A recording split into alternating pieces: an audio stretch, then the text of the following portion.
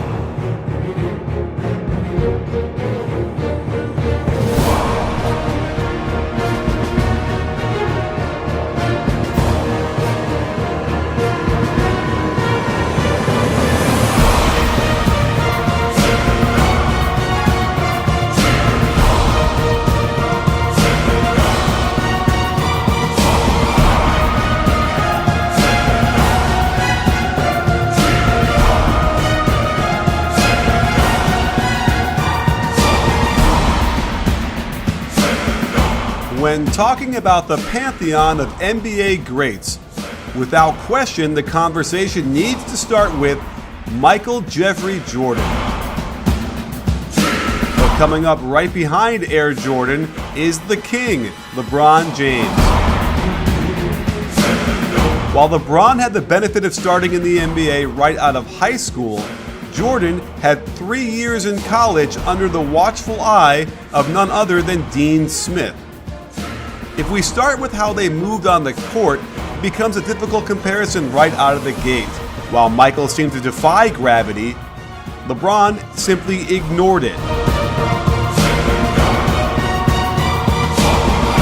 MJ seemed to bounce with an agility that few others had, as if his athletic explosion was too much to keep him earthbound.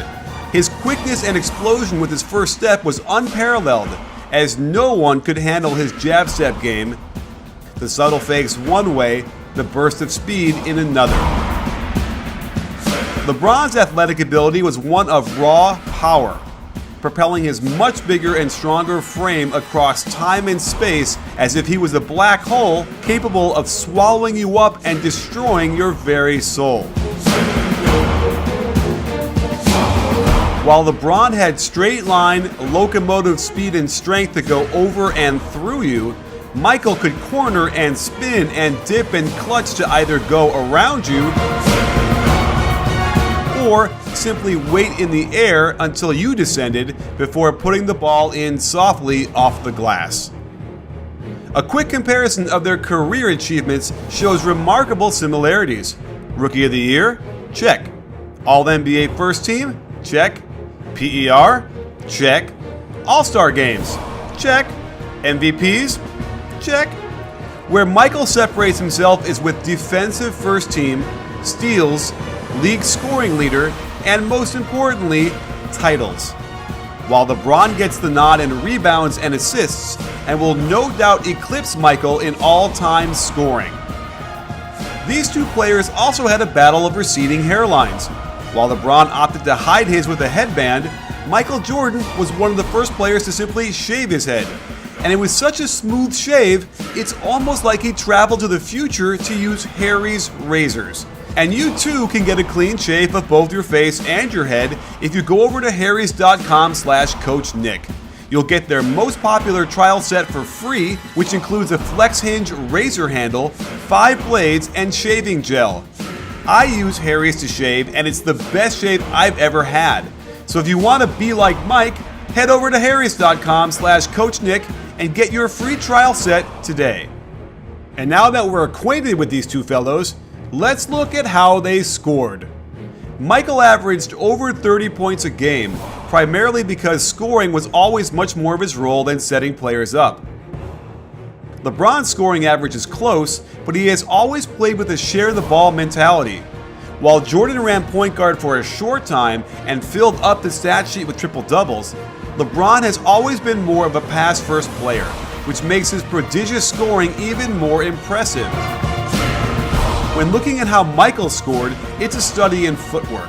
He used the hop a lot to bounce into his shot off the dribble and possessed a very mature post-up game almost from the start of his career. While he didn't stretch the floor to the three-point line, mainly because no one shot them in volume back then, he owned the mid-range game up to 22 feet. For the first half of his career, he'd take turns attacking the defense out of motion sets where he could use his speed to propel himself around screens and attack off the catch, and isolations out top where his teammates would stand around spellbound as each make was more difficult than the last. When LeBron first came into the league out of high school, he scored much in the same way that Jordan did early on in their careers. He has always been high volume on isolations, as his overwhelming physical gifts allowed him to do whatever he liked on the court, and his game has matured over the years, displaying more and more skill. His scoring average has been remarkably consistent every year of his career, as he carried his early Cavaliers teams deep into the playoffs each year with a less than stellar cast of players around him. Michael Jordan had similar issues learning how to make his teammates better while also maintaining the same aggressiveness scoring the ball. But it was always more natural for LeBron to give the ball up to a teammate and make the right play, even if it meant he'd get criticized for not taking over in the clutch. As Jordan progressed throughout his career, he got better and better at balancing his ability to be aggressive and still set teammates up, but he never got the kind of assist numbers that LeBron was getting from his second season forward. While Jordan had a good post game almost from the start, he adjusted his game as he got older and utilized it more and more to merge his athletic gifts with his firm grounding in the fundamentals of footwork, using a deadly fadeaway that no one could stop. LeBron has flirted with posting up throughout his career, but he's never made it a priority across a whole season. But I anticipate that will change as his career shifts into the back end. What LeBron has done at this stage of his career is become so good at skip passing that he can force the defense into scramble mode without even needing to penetrate. And the velocity and accuracy he has on passes that travel up to 40 feet is astounding, keying the Cavaliers to so many open shots. Michael played in an era where hand checking was allowed, and the defense could be much more physical with him all over the court. In turn, LeBron has had to deal with the defensive 3-second rule, which allows teams to load up more easily to stop him from scoring, but again, it plays right into his hands as he's such a willing passer.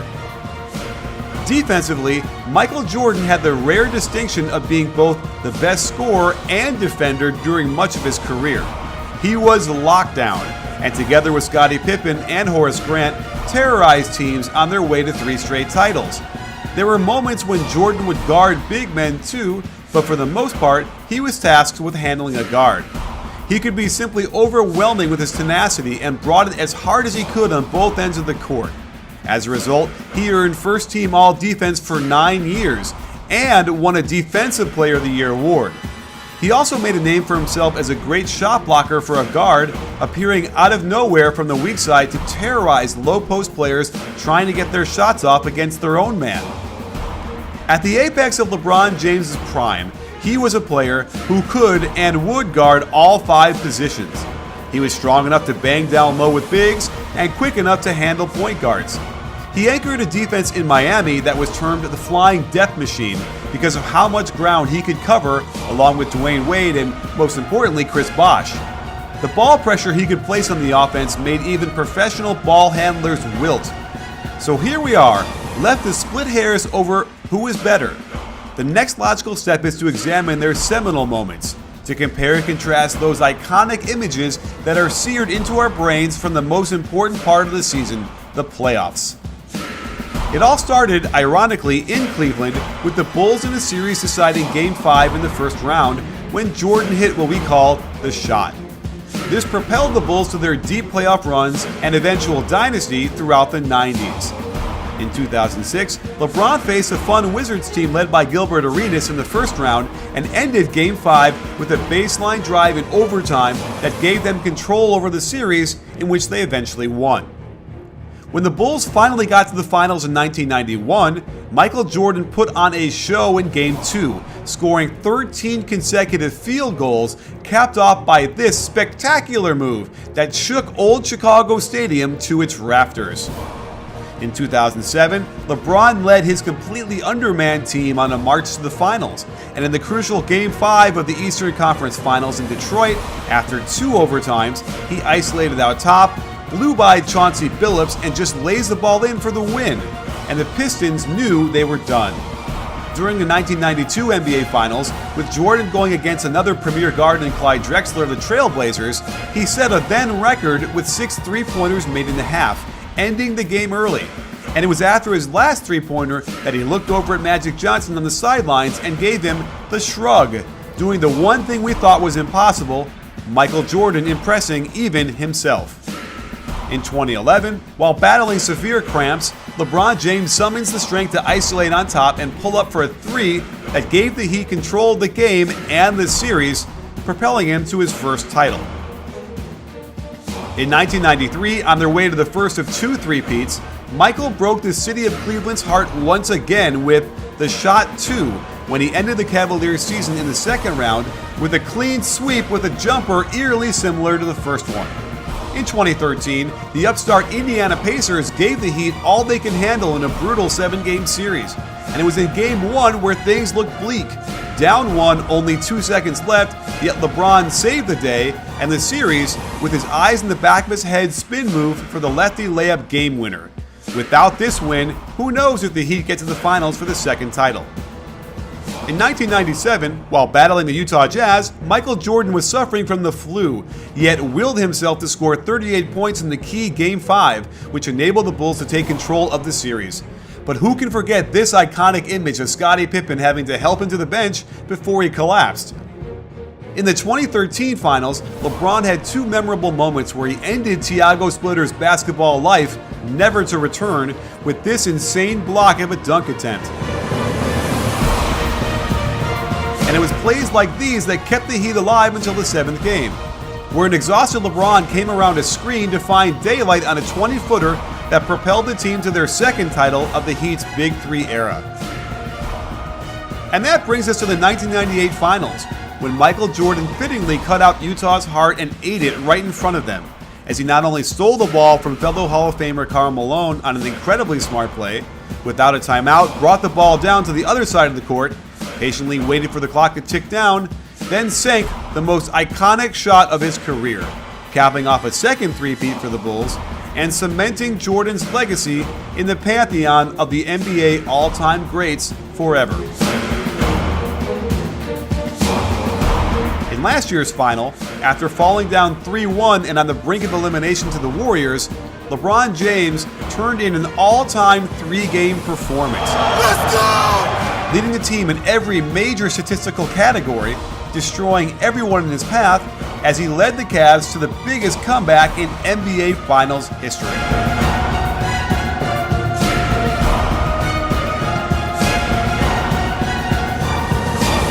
So in the end, this story is still slightly unfinished. We haven't seen how LeBron's career will play out, but we certainly have enough evidence to form an opinion over whose career was better. There are the numbers, there are the plays, and there are the men themselves. Each of them rose to lead their respective generations to some of the greatest achievements the NBA has ever seen. And I leave it up to you to decide in the comments who is the greatest.